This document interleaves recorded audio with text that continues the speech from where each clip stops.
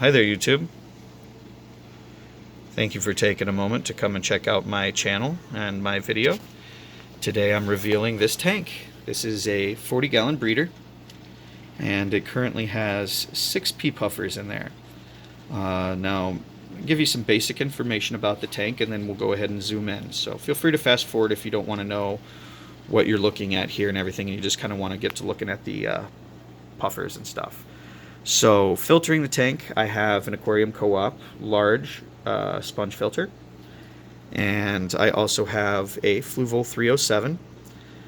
The Fluval 307 has a custom spray bar, which I made into a 2-piece. The first section is rotated so that you can see the bubbles fighting with the flow to circulate a bunch of water around the heater, and then the intake's right there. So the idea is that the flow will pull some of the heat there and then evenly distribute it throughout the tank. Just an Avatar Java Moss ball that I made. That's a ping pong ball with some clear string attached, and then it's got a rock down there it's attached to, which is also a Java Moss platform. Got another little Java Moss platform right here growing off the lava rock, which is actually doing pretty decent. The Java Moss is starting to turn a little brown because I do have to clean the tank. Today is cleaning day, so I'll be taking care of that. I've been wanting to try to get and maintain some level of snails in here. I had some success with that not too long ago. I dropped a couple of nearite snails in there, and wouldn't you know, I think they took a couple of bites out of the shell of one of them.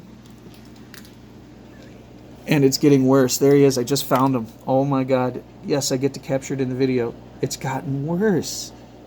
I think they are taking nicks out of my guy. I don't know how.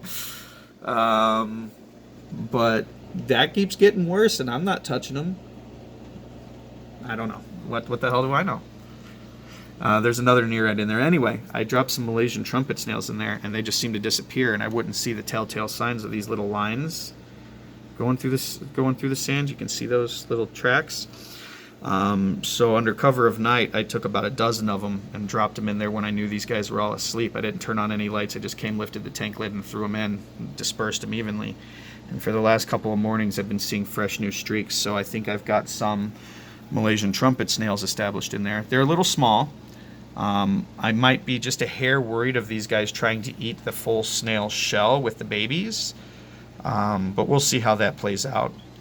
And in the meantime, they grow pretty quickly and they reproduce pretty quickly. So I might just have an established food source in the tank that these guys will be able to nibble off of in the coming weeks and months. As far as the puffers, let's show you a couple of my little murder beans. So they're finally getting curious enough to say hi to me. And this one is one of my more particularly friendly ones. This is the one and only for sure female that I have in the tank. And she's one of the nicest ones. I think that's my female. I gotta look with my own eyes. Yeah, that's my female. She's just a sweetheart. She loves coming up and saying hi at the tank. And she's really one of the most friendly ones in here. I have 3 for sure males in the tank. There's one underneath this one somewhere as well. I'm not sure where he's hiding out right now. There's a guy back here in this corner somewhere. Yeah, the nearite snail's moving. He's fucked up. There's one back there. Looking to pick something off of something over here. And there's this guy right here, who... Oh man, let me get a better look at him. I'm not sure I like his coloring right now. What's going on?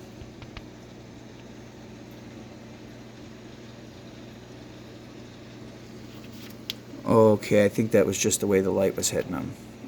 It looked like he was covered in a white film for a minute, but he's not. Okay, whew, that freaked me out because I've already done some treatments in here, and there shouldn't be anything springing up like that to surprise me. I should have gotten rid of all of the surprises except for I haven't used any antibacterials in here yet. So yeah, this is the tank. Let me go ahead and show you what else has been happening. So This little 10-gallon down here was my temporary holding for a new fish that I got. He's going to be a future member of a Tanganyikan tank, which is going to have multiple species of fish from Lake Tanganyika. Obviously, that's going to include Maltese. And it is probably going to be a larger tank than the 55. This is something that's going to be down the road. I wouldn't be looking for this video anytime soon. This probably won't happen for about a year, maybe even 2. But he got upgraded. He is now inside of a 20 long. You can see him right there. He's finally not hiding underneath the filter. Now, I'm not real as familiar with these guys as I am with my Maltese, obviously. I know these are predaceous and they're going to eat my multi fry, which is one of the reasons why this species will be part of the Tanganyikan tank. I don't want to get overrun with breeding populations. If I'm going to breed a fish, I'll have a breeding tank that's specifically for their species set up for them. Once I figure out what sex this one is, and I'm trying to start educating myself on the species. It seems like there's going to be a difference in the length of the head and all that stuff, the shape of the body. But I gave him a nice little environment. He's got a little bit more shaded top because I know they like rocky, less light lit environments. And he's going to get a partner. So yeah, what you're looking at in there is a Altolamprologus Compriceps Goldhead. I'm not sure if the correct term would be Goldhead Muzzy or just Goldhead, but that's what he is. And yeah, once we sex him, he'll be squared away. But he is so much happier in this tank. Before, when he was down here, all he did was hide underneath the filters there. And when I first moved him over here, all he did was hide underneath the filters there. And now he's out and happy. I gave him his first feeding of brine shrimp yesterday, and he was just ecstatic about it. So he's a happy camper now. He still likes being underneath things, so I'm going to try to build him. I'm probably going to move this since I'm super nervous about it cracking and touching my glass. I'm probably going to move this and try to figure out a way to give him maybe shelter from here to there. Just bridge it up to that. I don't know. We'll see what happens. But surprise, here's the 20-gallon reveal, 20 long, for the Altolamprologus Compriceps Goldhead. And got a couple of moss balls, avatar moss balls going there. This one you can see the string because the black background. Really difficult to see it with a bare eye. The camera actually picks it up better than the bare eyes do. Yeah, I got a couple of those. Got a little pothos just snuck in on top, which is already expanding its roots quite well. I'll probably have to move him to a different hole. The roots are getting a little crazy. I'll slap him in over here. Come on, get in there. Get in there. I used to be super, super careful with my pothos plants, and over the course of the last couple of years working with them, I've realized just how resilient these plants truly are. So yeah, Anubias in there. He should be okay. Be a happy camper. These guys, while I'm doing the video, maybe I'll give you an update on all of the tanks. It's currently my oldest tank. Got a little hair algae starting. But the cool thing is, unfortunately, this little yellow guy right here has been having some cloudy eye issues, and they actually look like they were popping out just a hair, a little bit more pronounced eye socket area than his little cousins in here. So I gave them a full parasitic treatment. I also used ICX and saw no benefit on them, so I figured it must be bacterial. So now we're starting the treatment for the antibacterial. We are on day 4. They have not received their day 4 treatment yet, but normally by the 4th day of broad spectrum antibiotic, you start seeing changes in the tank. You'll start seeing the like the cyanobacteria, if you have any, start dying off and peeling off and disappearing. And normally you'll see some symptoms improving with the fish. His symptoms are not improving. and I don't know what's going on with him. It actually almost appears as though, and maybe that's just a trick as I'm looking at him, because I've been watching him closely for the last several days.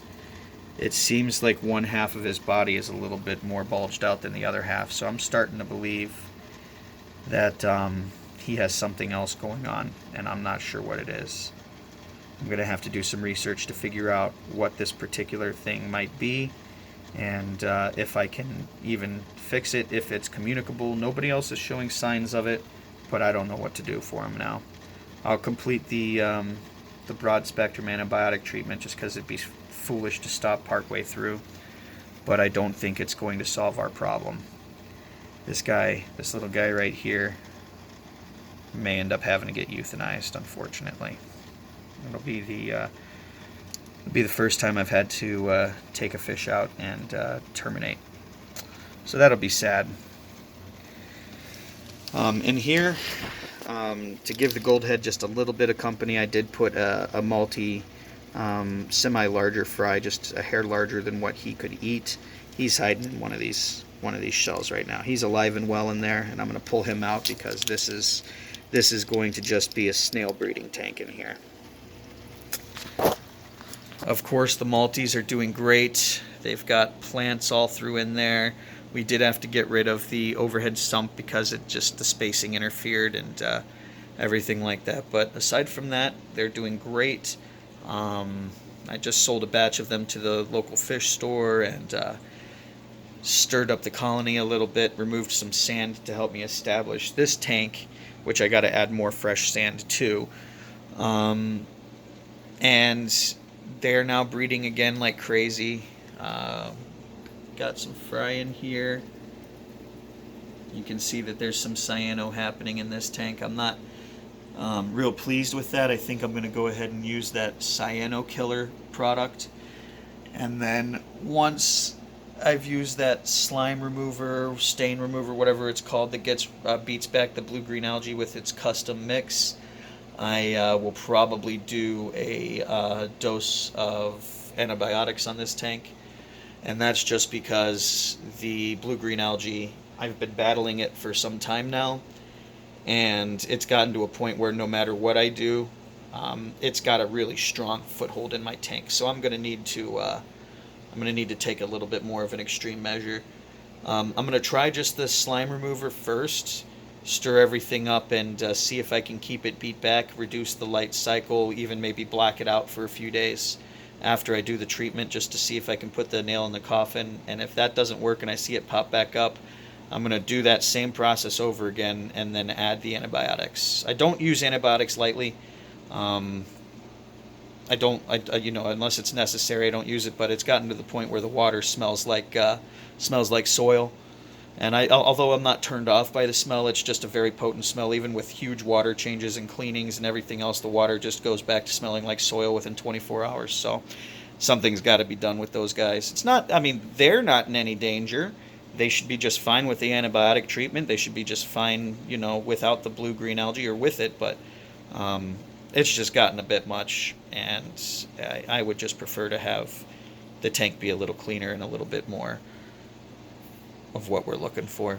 I think that's everything. The only other thing I have is this tank, which is not yet set up.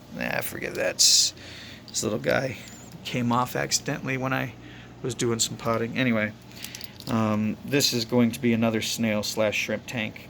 So I plan on having two 10-gallon tanks that are going to be raising shrimp and snails. Malaysian trumpet snails in the other one, and in this one I'm aiming for ram's horn. In both, I'm probably going to try to mix in some ghost shrimp, cherry shrimp, or a mono shrimp. I'm not sure what to go with. Probably ghost or cherry, just because I think those two breed a little bit easier. I'm not sure what else to show you guys. I've gone into more detail than probably I needed to. The video is probably way longer than it probably needs to be. So, yeah. Thanks for watching. If any of you stuck with me through the entirety of this recording, hey, give yourself a gold star. Yeah, any questions about any of these things, I'm happy to answer. I got a line of products and frozen foods in the fridge and everything that I use now that has been very effective and helpful for me. So yeah, if you have any questions, you haven't seen my previous videos on like what I'm doing to care for some of these things, feel free to check those out, or feel free to comment below. But with that, I think we're gonna go ahead and call it a day and say goodbye to our little puffer friends, and maybe I'll add a video of feeding them brine shrimp at the very end of the video here. So that'll be the little reward for people who stuck around this long and gave me 100% view rating. Okay guys, we've got our brine. So for this particular tank, what we're going to do is we're going to get a little bit of water from the tank, just enough. Oop. So you can see that, just enough to give those guys the slightest little rinse, pull them up, dip them back in, and then I can take a little squeegee of them right in there. That's more than enough brine to keep them busy for a while. Before I do that, I'm going to shut off flow to the canister filter. This little girl knows what's up. There she is. And what I'm doing is I'm letting them just slowly kind of come out. Here she comes. Oh yeah.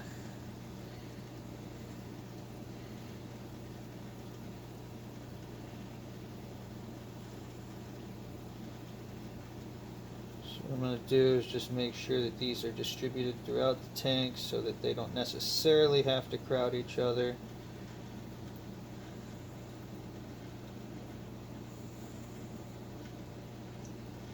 That's probably enough, but I'm going to go ahead and do a little bit more.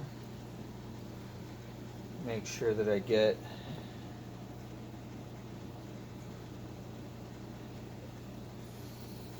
plenty of brine in there. Now, let me see if I can help you guys see what they're doing.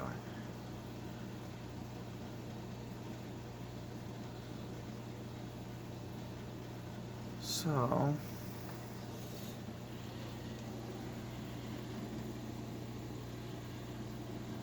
trying to see if I can get you a shot that lets you, there you go. You can see all the brine.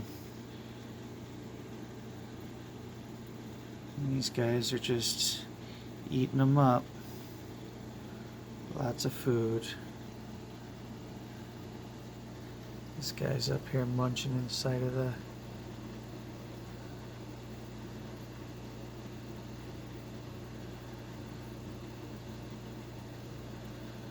brine shrimp everywhere. This little guy's snagging them up. It's definitely a male. You see that stripe on the belly? That little guy? Let's see if I can get you close up on any more. Oh, those bubbles are not going to make it easy. That looks like a stripe's forming on that one as well. Oh, focus. No focus, okay. There's only one definitive female. And there's like two that I'm not sure of. This one is for sure a male. He's got a very pronounced black stripe. See that? Look at that big black stripe. Where's my girl at? Where's my girl at? Ah, there she is.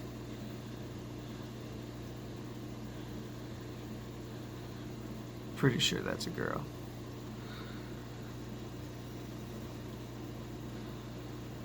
Big boy. Alright, there we go. 5 minutes of them feeding on brine. I should be able to make something decent out of that. There's plenty still left for them to eat. This should keep them busy for the next 20 minutes or so. So I'll let them fatten up their bellies and we'll show you the next one. So here we go with these guys. I'm going to go ahead and disable the canister filter and slow down the flow for the regular filter. Go ahead and initiate the feeding, which should be pretty spectacular for these guys. These guys are normally pretty expressive eaters.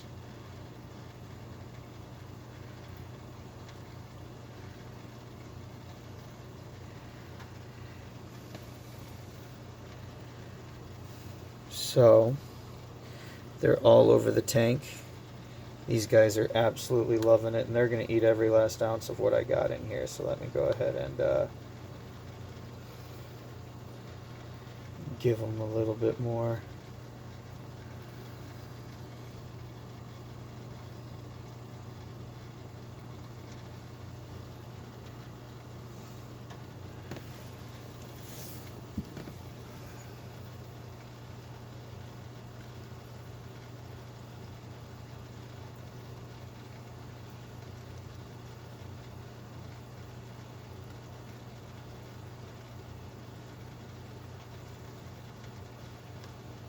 Just gonna empty what I have left in here, which isn't much. They're all like sporadically in the thing. I just want to be sure I have enough footage for you guys to see.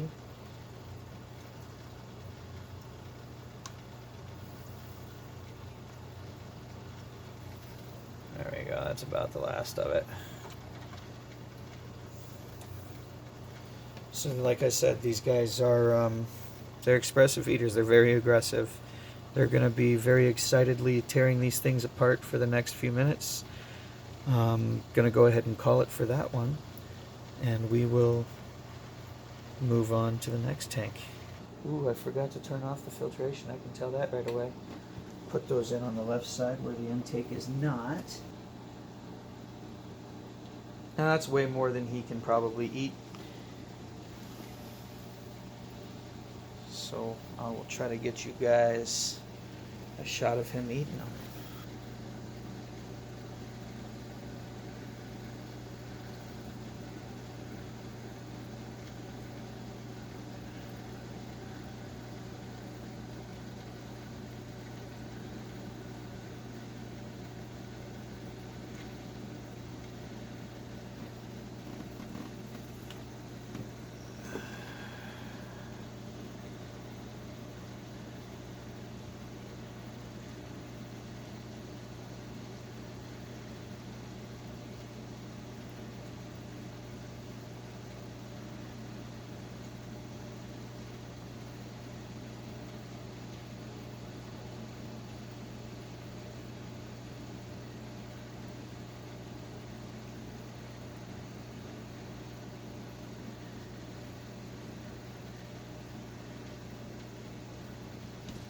Ooh.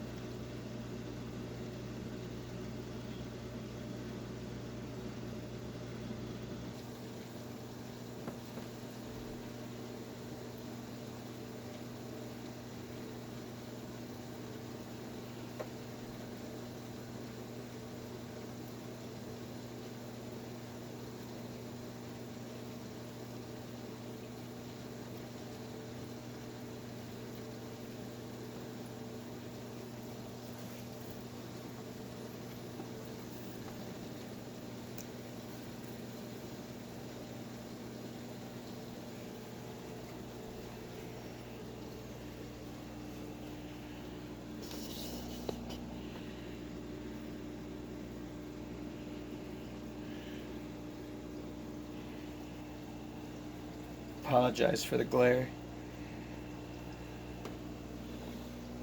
But here,